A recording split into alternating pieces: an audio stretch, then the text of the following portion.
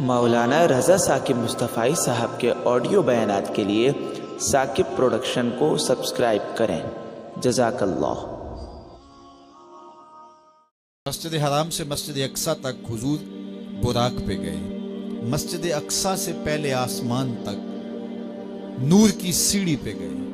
پہلے آسمان سے لے کر کے 7ویں آسمان تک فرشتوں کے پروں پہ گئے۔ 7ویں آسمان سے لے کے سدرہ تک جبریل امین کے پروں پہ گئے۔ سدرہ سے لے کر جہاں تک اللہ نے چاہا رف رف سبز نوری تخت پہ گئے۔ یہ 5 مراحل تے مکمل ہو گئے۔ اب آواز آئی ادن منی یا احمد، تو محبوب کریم نے قدم اٹھایا۔ ایک قدم اٹھا۔ ان 5 مراحل میں مسجد حرام سے مسجد اقصیٰ، یہاں سے پہلا آسمان، 7واں آسمان، 7ویں آسمان سے سدرہ، اور وہاں سے جہاں تک رف رف گیا، ان 5 مراحل میں ٹوٹل جتنا فاصلہ طے ہوا تھا، ایک قدم میں اتنا فاصلہ طے ہوا۔ یہ میرے حضور کی رفتار کا عالم ہے۔ اللہ اکبر۔ پھر آواز آئی، محبوب آگے بڑھی، حضور نے پھر قدم اٹھایا۔ تو 5 مراحل اور 5 مراحل کے برابر ایک قدم، ان 6 مرحلوں میں جتنا فاصلہ طے ہوا تھا، ایک قدم میں اتنا فاصلہ طے ہوا۔ آواز آتی گئی، قدم اٹھتے گئے۔ بڑا ہے محمد، کری ہو احمد، قریب آ سرور ممجد، نثار جاؤں وہ کیا ندا تھی، وہ کیا سما تھا، وہ کیا مزے تھے۔ اٹھے جو کسرے دنا کے پردے، کوئی خبر دے تو کیا خبر دے، وہ کیا لمحے تھے، کوئی تھا ہی نہیں وہاں، کوئی کیا بتائے۔ ثم دنا فتدلی، اللہ اکبر۔ پھر وہ قریب ہوا اور قریب ہوا۔ اب وہ قربت کا کیا عالم تھا، کوئی پیمانے نہیں ہیں، ہمارے پاس کوئی زاویے نہیں ہیں کہ جن سے اس قربت کو بیان کیا جا سکے۔ میرے رب نے خود بیان کیا، فَكَانَ قَابَ قَوْسَيْنِ أَوْ أَدْنَىٰ، کہا کہ کیسی قربت ہوئی جس طرح 2 کمانیں ملتی ہیں۔ اب 2 کمانوں کے ملنے کا کیا مطلب؟ حضرت امام جلال الدین سیوطی علیہ رحمہ نے فرمایا کہ یہ محاورہ عرب کے مطابق بیان کیا گیا ہے۔ محاورہ عرب کیا تھا کہ جب 2 سردار قوموں کے آپس میں صلح کرتے تو اپنی محبت کا، اپنی صلح کا اعلان اس طرح کرتے کہ کھلے میدان میں آتے اور اپنی اپنی کمانیں لے کر کے ان کو جوڑتے۔ بھرے مجمع کے سامنے باقی قبائل کے عمائدین بھی ہوتے تو کمانیں جوڑ کر کے ان سے ایک مشترکہ تیر پھینکتے۔ یہ اس بات کا اعلان ہوتا کہ ہم قبیلے 2 ہیں، سردار 2 ہیں، لیکن ہماری باہمی محبت ایسی ہو گئی ہے کہ ہماری کمانیں بھی 2 ہیں، لیکن ان سے اب نکلنے والا تیر ایک ہی ہوگا۔ خبردار کسی نے ہمیں چھیڑا، اگر کسی نے ہمیں چھیڑا تو ہمارا دشمن ان کا دشمن ہوگا، ان کا دشمن ہمارا دشمن ہوگا۔ تو ہماری کمانیں اگرچہ 2 ہیں، ہم نے کمانیں جوڑ لی ہیں، ان سے نکلنے والا تیر اب ایک ہی ہوگا۔ تو امام سیوطی کہتے ہیں یہ محاورہ عرب کے مطابق بتایا گیا کہ جس طرح تم کمانیں جوڑتے ہو اور تمہاری کمانیں 2 ہوتی ہیں، نکلنے والا تیر ایک ہوتا ہے، تو کہا سن لو، یہ میرا محبوب ہے اور ہماری کمانیں اگرچہ 2 ہیں، کمان ایک نہیں ہوئی۔ الوہیت اور عبدیت کی کمانیں الگ الگ ہیں، لیکن خبردار تیر ایک ہی ہوگا۔ اب محبوب کریم علیہ السلام ہاتھ میں کنکر پکڑے اور ایسے کفار کی جانب پھینکے، شاہت الوجوہ اللہم عرب قلوبہم وزلزل اقدامہم۔ حضور کنکر پھینکتے ہیں اور اللہ فرماتا ہے وما رمیت اذ رمیت ولکن اللہ رما۔ محبوب یہ جو کنکر تو نے پھینکے ہیں، یہ تو نے تو نہیں پھینکے، یہ تو میں نے پھینکے ہیں۔ اس لیے کہ کمانیں 2 ہیں، نکلنے والا تیر ایک ہے۔ ہم یہ نہیں کہتے کہ اللہ اور اس کے رسول کی ذات ایک ہے، اگر یہ کہیں گے تو پھر کچھ باقی نہیں بچے گا۔ ہم کہتے ہیں ذات ایک نہیں، بات ایک ہے۔ کمانیں 2 ہیں لیکن نکلنے والا تیر ایک ہوگا۔ اس لیے جس نے رسول اللہ کی اطاعت کی اس نے اللہ کی اطاعت کی، جس نے رسول اللہ کا انکار کیا اس نے اللہ کا انکار کیا، جس نے رسول اللہ سے اعلان جنگ کیا اس نے اللہ سے اعلان جنگ کیا۔ اس لیے کہا محبوب یہ جو کنکر تو نے پھینکے ہیں، یہ تو نے نہیں پھینکے، یہ میں نے پھینکے ہیں۔ تو اس لیے اللہ اور اس کے رسول کی ذات ایک نہیں مگر بات ایک ہی ہے۔ تو کہا کہ اتنی قربت ہوئی جس طرح کمانیں جڑتی ہیں۔ اچھا یہ تو سمجھانے کے لیے تھا، کہا او ادنا، یہ تمہارے سمجھانے کے لیے کہانی بیان کی، باقی رہی بات قربت کی، او ادنا، قربت اس سے بھی زیادہ ہوئی۔ اب اس کو کیسے بیان کریں؟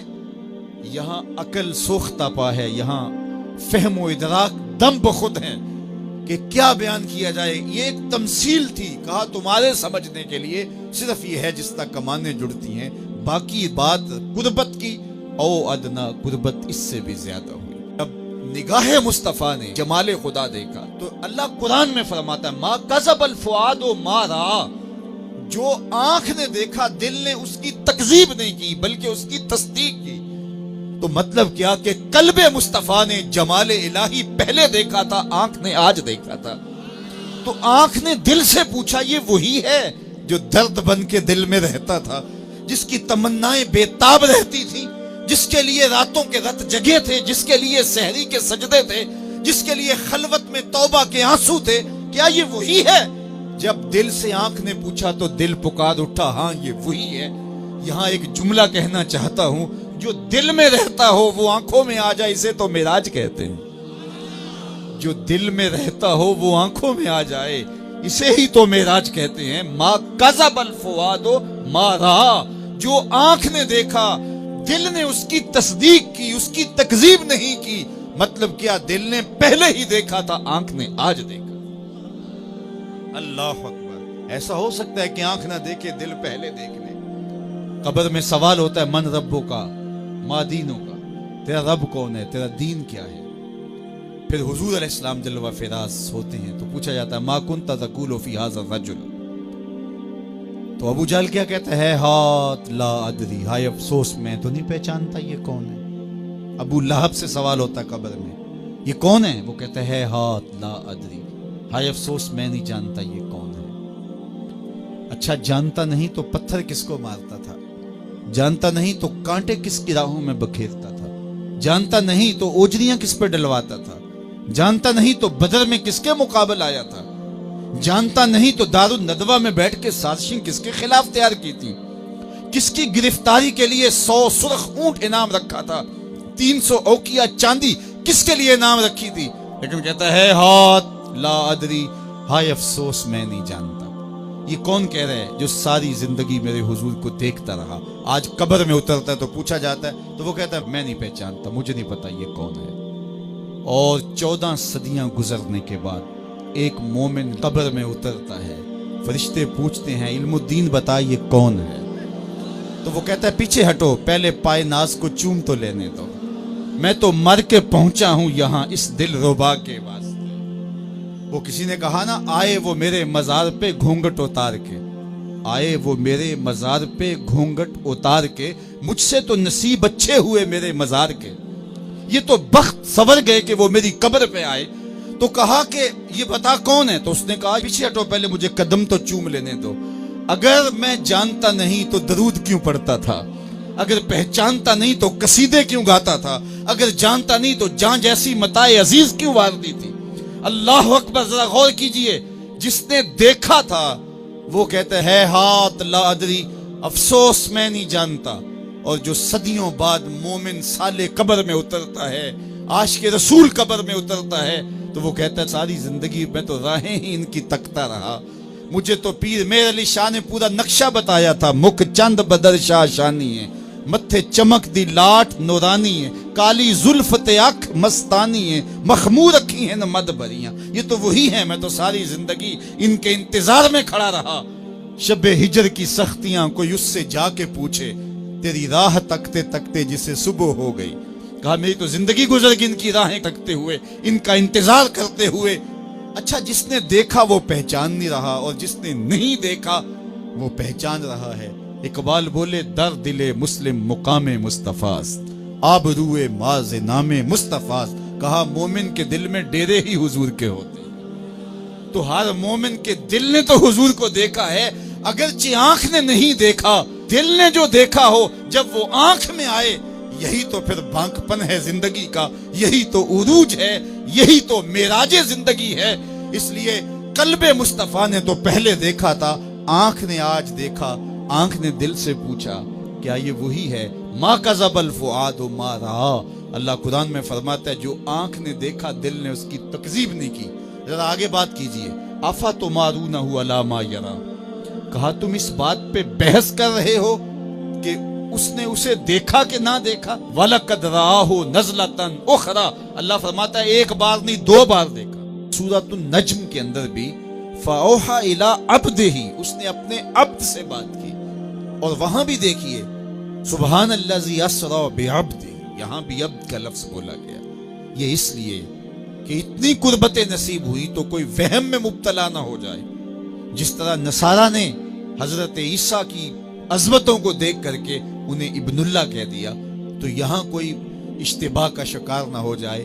کہا دیکھو اتنی قربتوں کے باوجود عبد عبد رہا، معبود معبود رہا۔ عبد اور معبود کے درمیان جو فاصلہ تھا وہ مٹا نہیں، وہ برقرار رہا۔ لیکن ملاقات بھی ہوئی، قربت کی بھی انتہا ہو گئی، لیکن اس کے باوجود عبد اور معبود کا باہمی فرق بھی باقی رہا، اور اس نے اپنے بندہ خاص کو بہت کچھ عطا کیا، جھولیاں بھر دی۔ حضور بارگاہ عزتی میں حاضر ہوئے تو عرض کی التحیات للہ والصلوات والطیبات، کہ مالک میری جانی مالی بدنی ساری عبادتیں تیرے لیے۔ یہ معراج کی حکایت ہے جو ہم تشہد پڑھتے ہیں۔ اپنا سب کچھ اللہ کے حضور پیش کیا، اور اللہ تعالیٰ جل شانہ نے اپنے محبوب کو فرمایا السلام علیکہ ایھا النبی ورحمۃ اللہ وبرکاتہ۔ تو سلام اور رحمتیں اور برکتیں محبوب پہ نازل ہوئی، اور سلامتیوں کا یہ وعدہ حضور کی امت کے حصے میں بھی آیا جب حضور نے جواب دیا السلام علینا وعلی عباد اللہ الصالحین۔ یہ سلامتی ہمارے لیے اور نیک صالح اللہ کے جتنے بھی بندے ہیں سب کے لیے۔ تو حضور نے گناہگاروں کا ذکر اپنی آغوش میں لے کر کے کیا، جمع کے صیغے کے ساتھ السلام علینا وعلی عباد اللہ الصالحین۔ صالحین کا ذکر کیا، لیکن علینا کے اندر جو جمع کی ضمیر ہے اس میں گناہگاروں کو بھی سمیٹ لیا۔ اللہ اکبر، یہ حضور کی شان ہے، حضور نے گناہگاروں کو کبھی بھی تنہا نہیں چھوڑا ہے۔ معراج کی ان خلوتوں میں پہنچ کر بھی گناہگاروں کو اپنے دامن میں سمیٹ لیا، اور حشر کا دن بھی ہوگا تو حضور گناہگاروں کو اپنے دامن میں سمیٹ لیں گے۔ میرے امام بولے پیش حق مجدہ شفاعت کا سناتے جائیں گے، آپ روتے جائیں گے ہم کو ہنساتے جائیں گے، وسعتیں دی ہیں خدا نے دامن محبوب کو، جرم کھلتے جائیں گے اور وہ چھپاتے جائیں گے۔ تو وہ عبد خاص نے وہاں پہنچ کر کے بھی گناہگار امت کو یاد رکھا، اور امت کی بخشش اور امت کی مغفرت، اللہ کے حضور اس کی گزارشیں کی۔ اور معراج اس امت کے لیے ایک بہت بڑا انعام ہے۔ حضور کی بلندیاں، حضور کا عروج، آقا کی عظمتوں کا بانکپن تو ہے ہی ہے، لیکن اس سے گناہگار امت کا بھی کام بن گیا، ان کی بخشش، ان کی مغفرت اور ان کے لیے نزول رحمت کا ذریعہ بن گیا۔